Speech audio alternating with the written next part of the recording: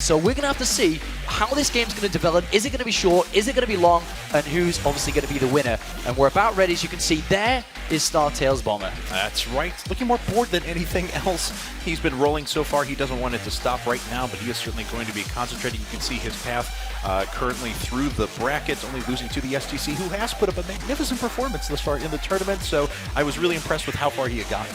That's right. I think there's one result missing that was against Sand most recently. Yeah. Literally just come off that game, which is probably why it's not there. Right. Of course, this is losers round 6. So Bomber, a great set of results here so far. The SEC is a good Terran player. It's been playing very well at this tournament as well, so not too surprised in that. Of course, Bomber's strengths always his Terran vs Protoss, and most recently Terran vs Zerg. His Terran vs Terran's always been a little bit shaky, but he did manage to get a win there against Sculpt 2-1 to kind of redeem himself in that regard. Yeah, not only has Bomber been initially good in TVP, but he got some of the absolute best PV tiers to practice with on a regular basis in Squirtle and Parting, so that certainly works towards his favor. But how is his PvZ going to fare? As Bomber is certainly getting in the zone now. Yeah, I mean, Bomber's been a great player, but so is this guy. This guy has managed to come through against the odds as life. Remember, he's only played a couple of games, as you mentioned, was seeded into winners round 4 due to winning the regionals, the European regionals.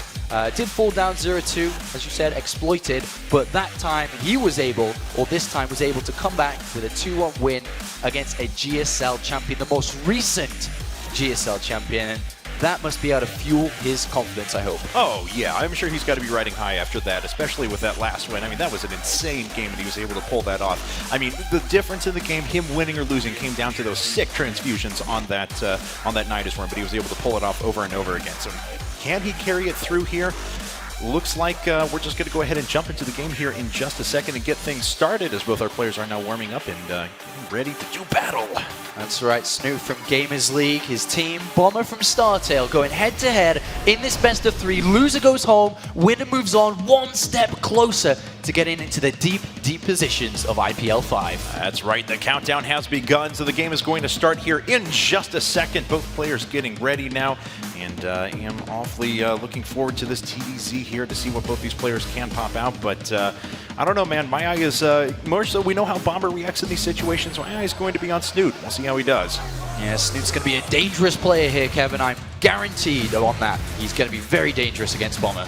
All right, well, we're jumping into the match now. We'll see what both of these players offer. The first map is going to be Ohana. And here we are on Ohana, and down towards the bottom, or the top left-hand corner, we have our red Terran player from StarTale. It is StarTale Bomber.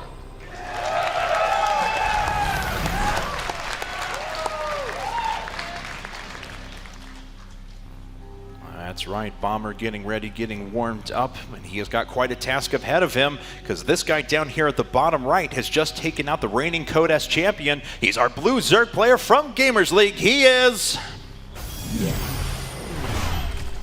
Team Gamers League Snute.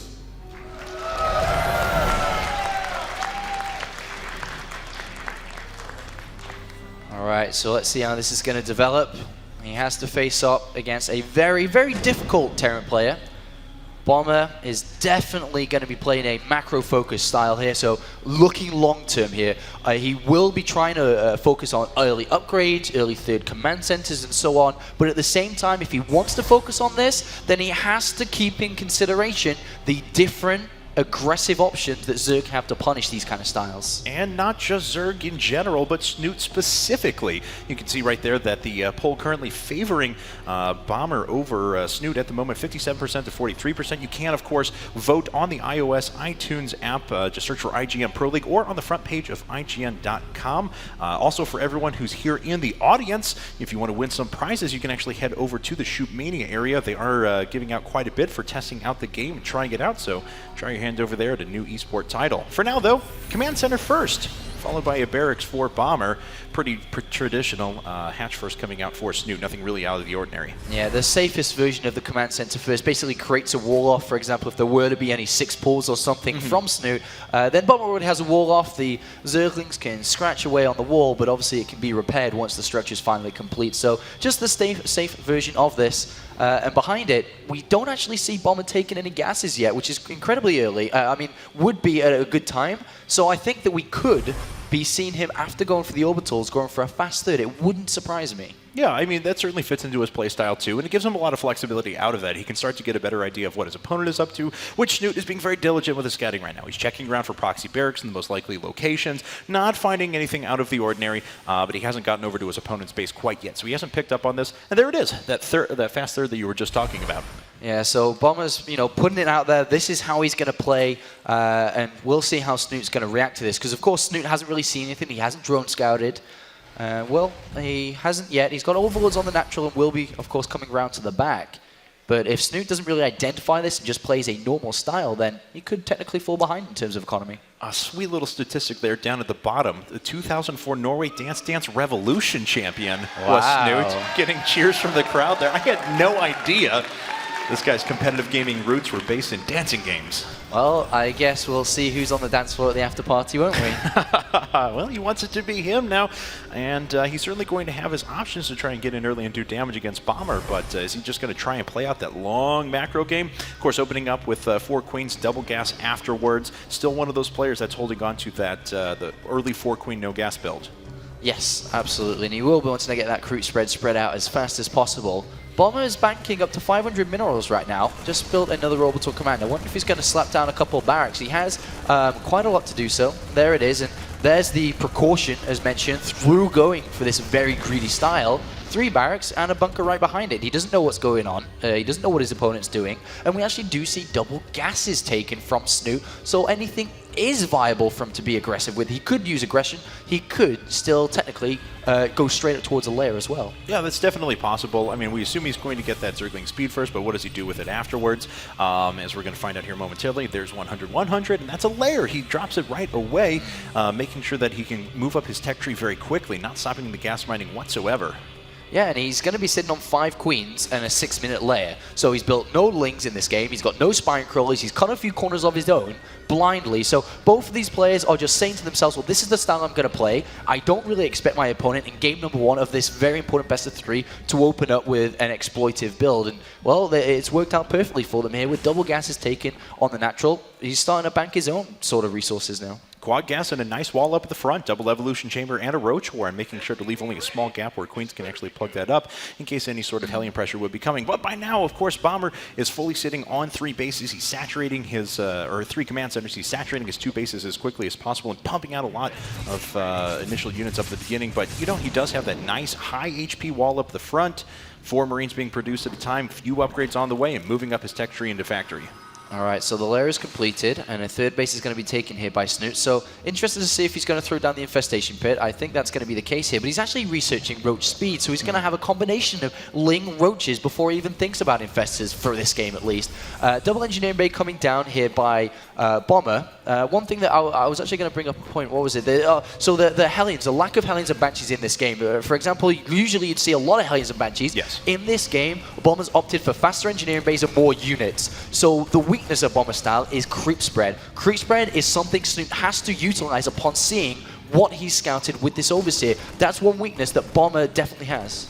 Yeah, and he's already started pretty well, getting a few creep tumors, making sure that all of his bases are connected. At the 8-minute mark, he's already sending that through the middle of the map, and he does have the 5 queens with which to do that, so he's going to have a lot of excess energy that will be able to be very good about that creep spread. The Changeling has not actually been picked up on. It can get a good look at the base here in just a second if he so desires, and in fact, it is running through the main, so it's going to get a perfect read on everything inside of Bomber's main and natural.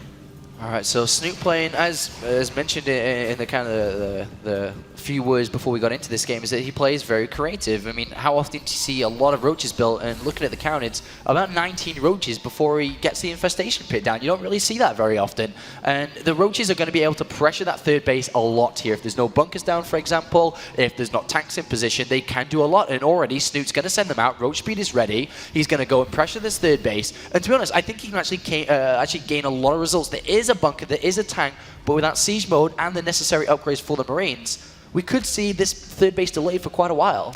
Yeah, I mean, you see players like TSL Hyun that'll send out about 8 roaches, and usually at about 9 minutes, 9:15 to try and do some damage. Oh, but the roaches are actually just going to make their way right inside of the main. Oh, the changelings on the supply depots. He can't lift the supply depots up. That's a brilliant play. He's going to be able to make his way directly into the main. He's actually going to pick off the tech lab. Another tank is actually started in emergency fashion so that it can at least get off the ground, but now a little bit of damage is going to be done here. Stim Marines are pretty effective. They actually stim up twice really quickly, pushing the roaches to the back, but a lot of damage is going to be done.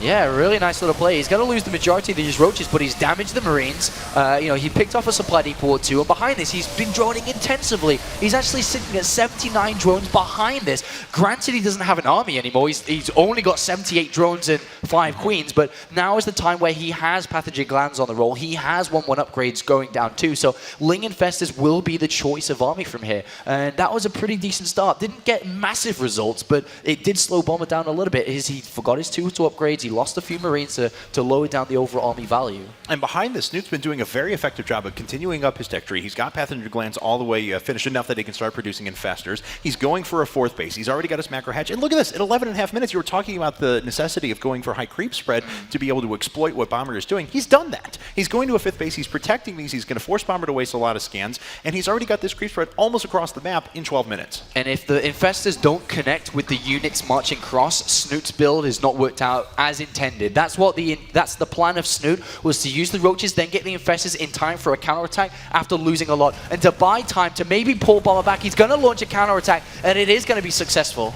That's right, so he's doing damage here to this bunker, but at the same time, Bomber's making his way down creep. He's got 2 tanks and about 25 Marines that are actually involved in this push, and he is just going to make his way right in, but a good fungal growth traps a lot of Marines, those already hurt Marines that we were talking about before, and Snute is going to be able to clean this up very effectively. Look at the timing of the infestors coming out right as the units approach that 3rd base. That was really calculated. The counterattack was, he didn't panic. He didn't, I need all these Lings at home. I need to go and counterattack at the same time. That was perfectly constructed. And now is the time where he can take his 4th and 5th, as we can see on the minimap. A perfect time to start going Hive as well. 15 more drones have just been constructed. We'll put him up to 90 in this game, but so far, so good from Snute here. That's right. He could certainly take advantage of that economy. If he delays Bomber even just a little bit more, he's going to be on well-saturated 4th and 5th bases. He's going to go up to a total of 10 gas, and that gas income is really going to propel his tech very far forward. So he's been producing a lot of infestors already. Surprised that we haven't quite seen that Hive tech yet. Yeah, they should be coming down momentarily. He just wants to feel comfortable with a bunch of more infestors out.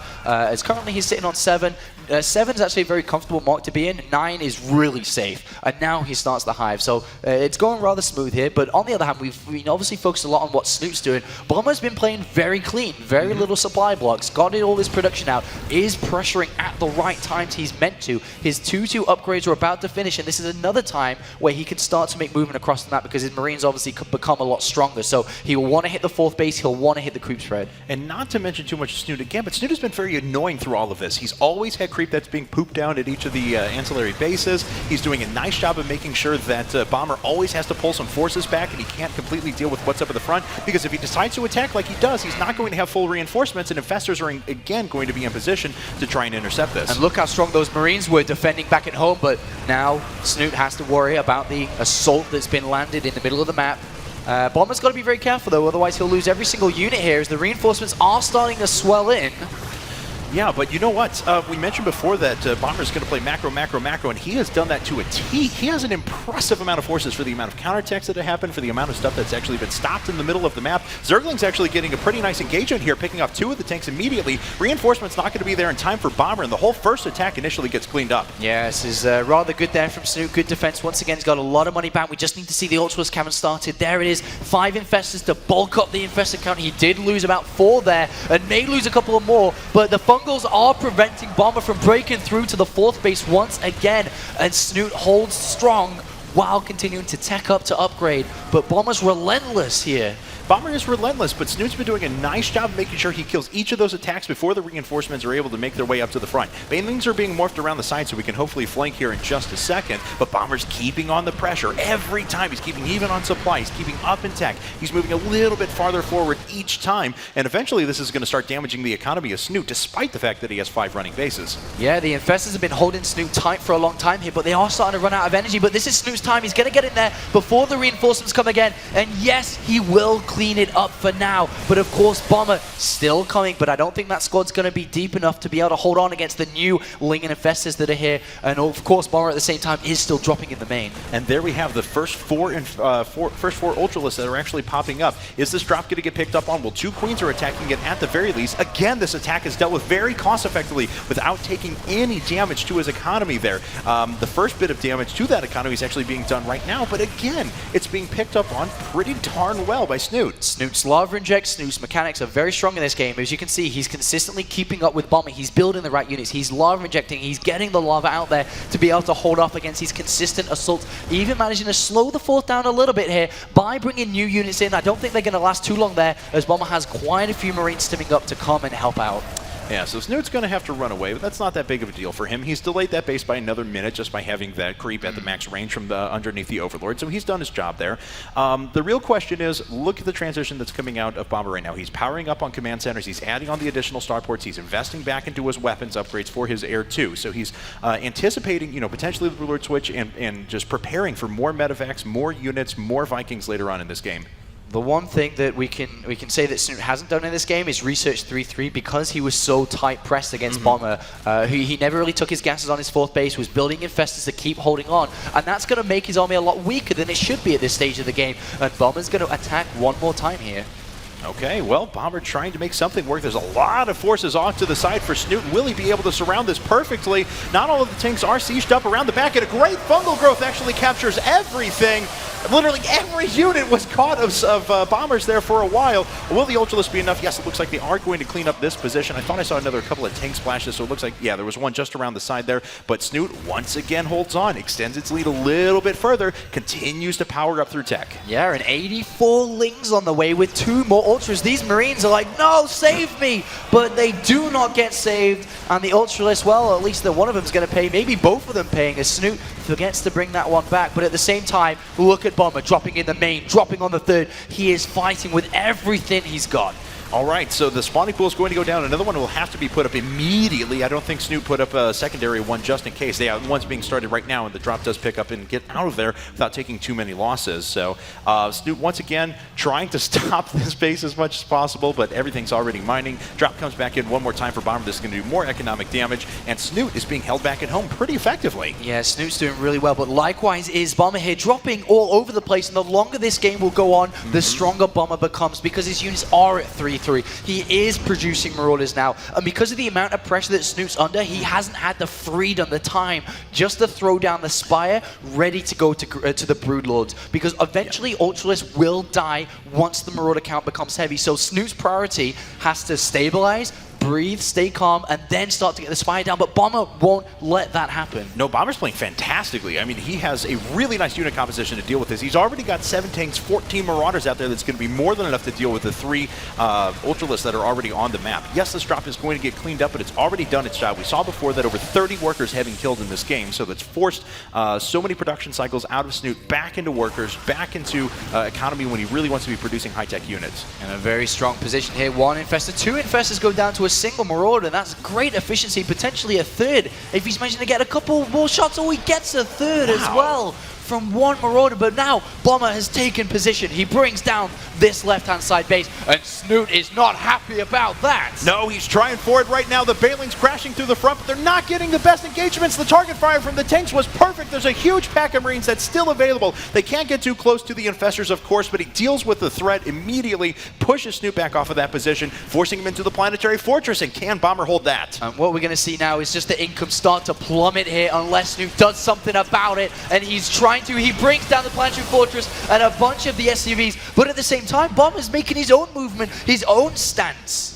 That's right, and there's not really a lot of army that's down here for Snute. He's just sitting back and trying to go for a little bit of a base trade at the moment. Will Bomber be able to rally in enough units in time to stop the attack back at home and continue pressing at the front? There's a lot of Infestors, and they do actually have some pretty good energy, but now Vision is up at the top for Bomber, and he blasts apart a couple of those Infestors. Well, this game's going to end one way or the other, and I have a feeling it's going to be in favor of Bomber right now. Tanks are so good at defending back at home with the high ground usage, and he's able to hold his natural. And right now, Bomber is trying to break through. Good fungals on the ramp here to prevent for the natural from being breached. Yeah, and Snute had decided to bring his forces almost halfway back across the map before deciding, no, I've got to go, I've got to turn this around right now. Either my Infestors are going to stop this or they aren't, but I have to do my damage. And there's so many medevacs overhead that it's very easy to heal up every one of those Marines. Fungal growths are having very little impact inside of Snute's natural. And Snute already realizes this is going to be a game of efficiency because both of the players are running out of resources. This right-hand side base shall fall in a moment's time.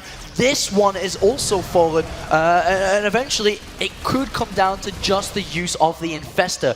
Bomber may crumble to that. That's right. The entire army is being cleaned up right now. So where exactly is the supply? Let's take a look at the units tab. There were, I believe, 13 workers that we were just seeing there for Bomber. So a lot of his supply is still tied up in army, but there's no income whatsoever for him right now. He's trying to lift down an orbital command to the left-hand side, but Snute is going to pick up on this pretty quickly. This is really smart from Snute. He actually still has an Ultralisk cabinet. He can build Ultras if he wants to, but he's used all of his remaining resources to build Infestors. Is this going to be the right decision to win him the game? If it is, then he's going to look like a hero. It may very well. He just took out the last 2 remaining tanks there for Bomber, and he has a saturated base that's running up in the top left-hand corner, or top right-hand corner of the entire map. So Snute still has a really good chance here. He doesn't have a very large army, but it is pretty cost-effective in the form of those Infestors. And of course, if we're going to see Snute focus on Infestors, the Bomber has to focus on spreading out, getting thin. If he gets clumped up and then he hits a fungal, then the game could end as fast as it begun here. Oh, when that medevac actually saw not just the creep that was appearing on that base of the top right-hand corner, but also all of the units that were,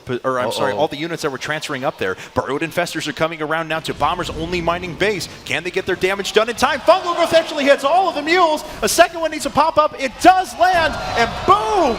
The rest of the mules go down, and Bomber's economy is in shambles. Wow, that just put Bomber down to 5 SCVs in this game, and then the handful of mules that he has left. This is going the distance. This game will go to the very end until neither player has anything left. And all Lings have broken in here. They are fully upgraded, and they will chase these Marauders home. A very nice job by Snute to just funnel some around the left-hand side so they weren't all running through one tiny little choke point. Oh, but Bomber comes back just in time with the medevacs to save a lot of those units up at the top. A very heads-up play from him there to make use of the units that he has left. Oh, this is very smart for Bomber here, actually getting a Banshee out. I'll talk a little bit about that in a minute as more and more Lings are starting to crawl and fight away at this wall. But the Banshee, if he somehow finds the resource to get Cloak, I don't know if he wants to invest in that, but a big chunk of units caught here. He wants to keep them fungled. Oh, and he's going to do it too. Just one more fungal would actually take out most of those Marauders, but most of them get away. They're now underneath the healing power of the medevacs, so Snute has to back up. Still Burrowed Infestors running underneath all of Bomber's forces.